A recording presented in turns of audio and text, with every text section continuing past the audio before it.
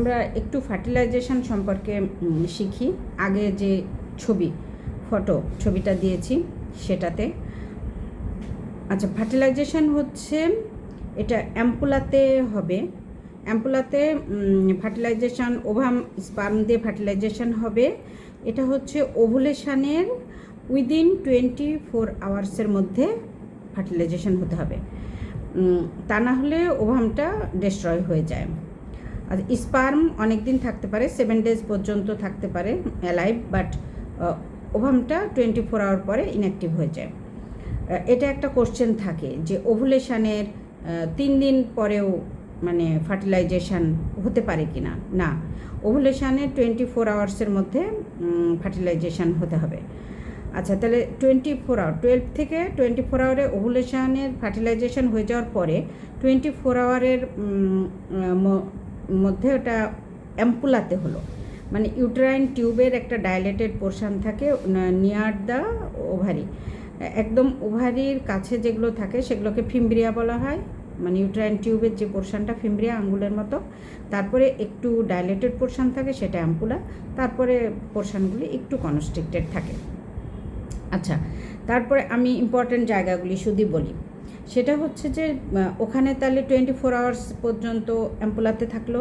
এখানে 2 সেল স্টেজে হচ্ছে হয়, মানে ক্লিভেজ হয়। ক্লিভেজ হলে 2 সেল স্টেজে হবে। এটা হচ্ছে কত দিনে হবে? এটা ডে 2তে হবে, ডে 2তে হবে। তারপরে এটা মানে ফার্টিলাইজড ওভামটা আস্তে আস্তে ইউটেরাসের দিকে এগোতে থাকে ইউটেরাইন টিউবের ভিতর দিয়ে। তারপরে এটা হচ্ছে যে যখন 16 সেল স্টেজ, তখন 3 ডেজ। এই দিনগুলি সহ সেলের স্টেজগুলি একটু মনে রাখতে হবে। 3 ডেজে এটা হচ্ছে 16 সেল পর্যন্ত এটা ডিভিশন হয়। এটাকে তখন বলা হয় মরুলা, কারণ এটা মালবেরি টাইপের হয়, মালবেরি টাইপের মরুলা। এটা 16 সেল স্টেজ, এটা মনে রাখতে হবে 3 ডেজ।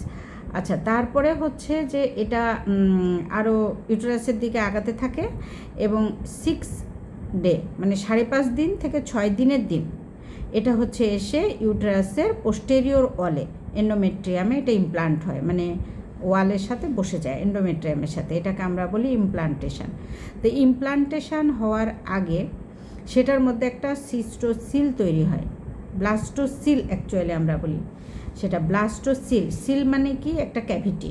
তাহলে এটা 2টা লেয়ার হবে, মানে দুইটা মানে বাইরে দিয়ে একটা 1 সেল লেয়ার আর একটা পোল থাকবে।